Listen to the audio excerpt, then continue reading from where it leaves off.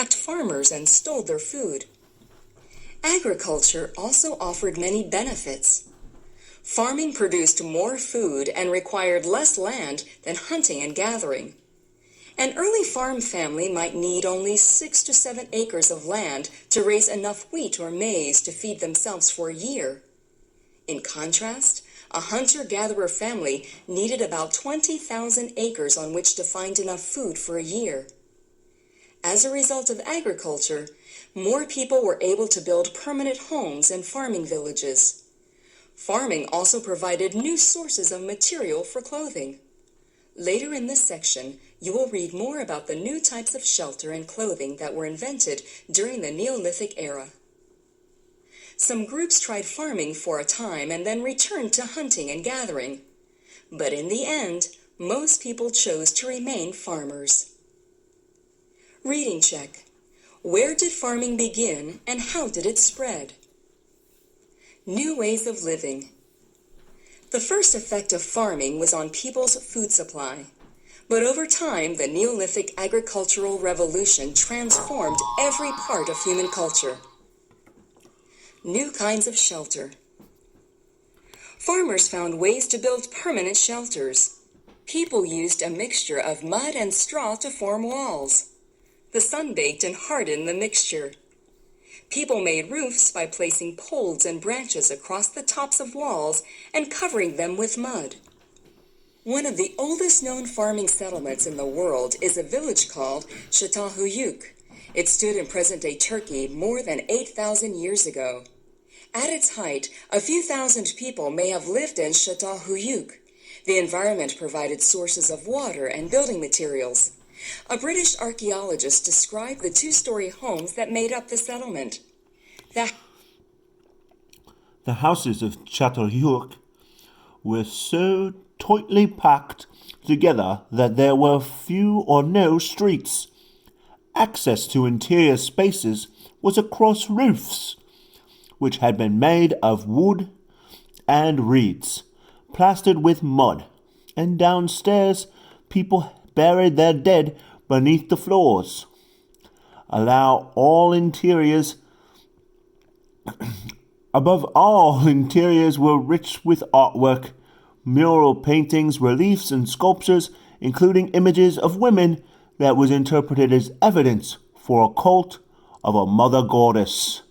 That was more Australian than British, but you get the point. Including images of women that some interpreted as evidence for a cult of a mother goddess.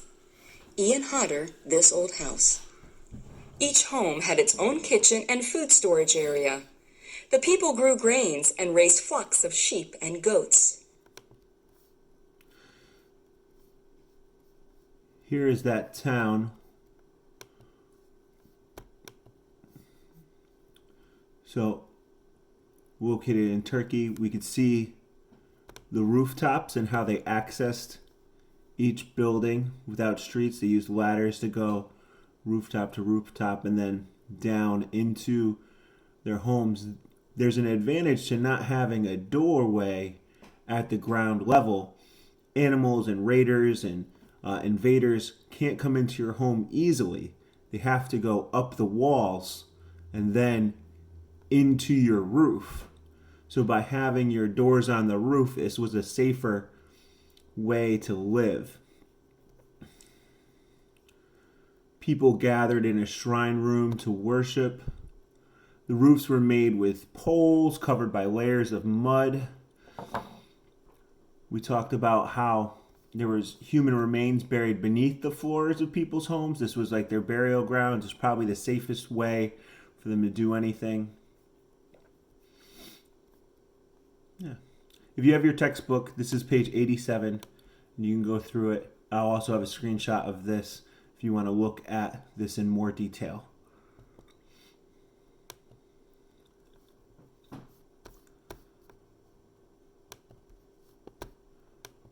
New kinds of clothing. Before I let this start, I wanted to point attention to the effects of farming, going back to our cause and effects here.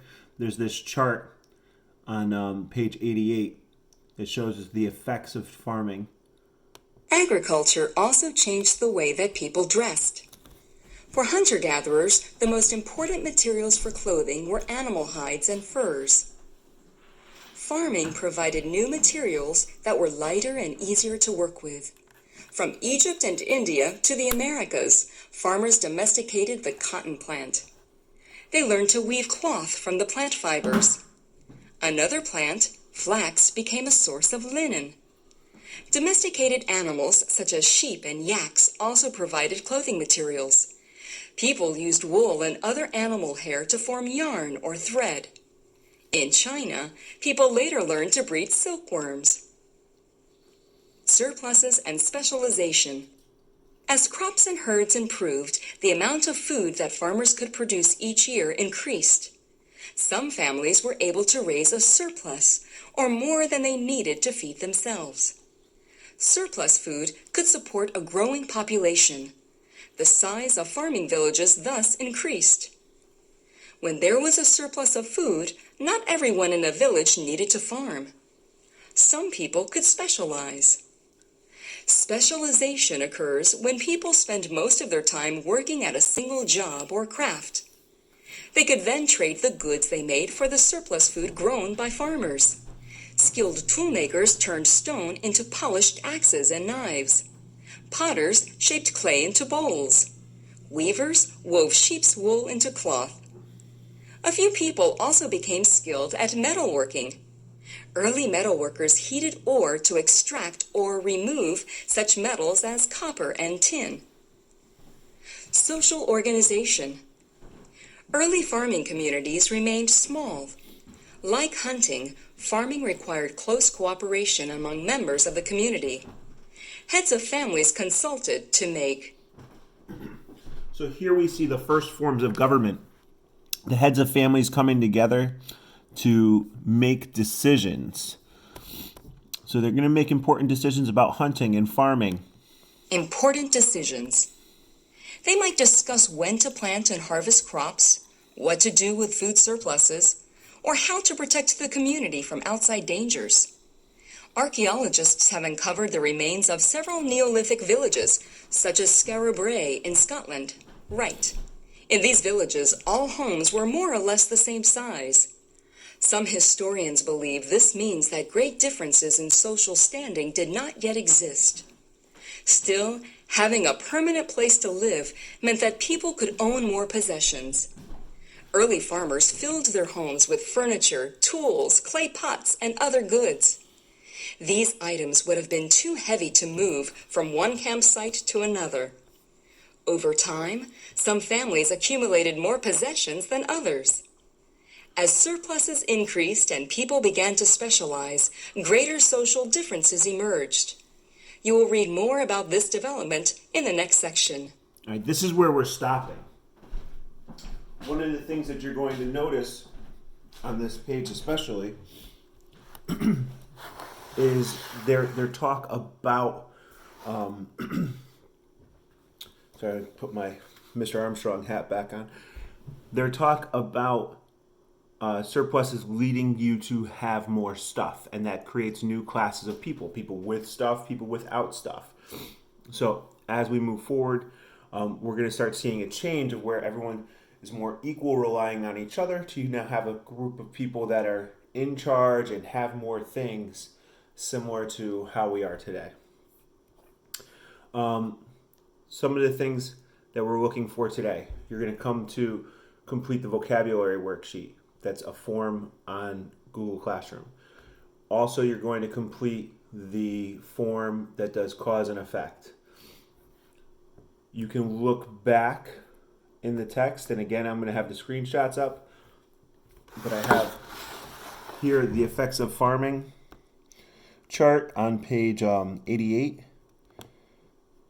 which might be very helpful for you if I can scroll down. There we go. And so we see the different things. Each cause leads to the next effect, next effect, next effect, next effect.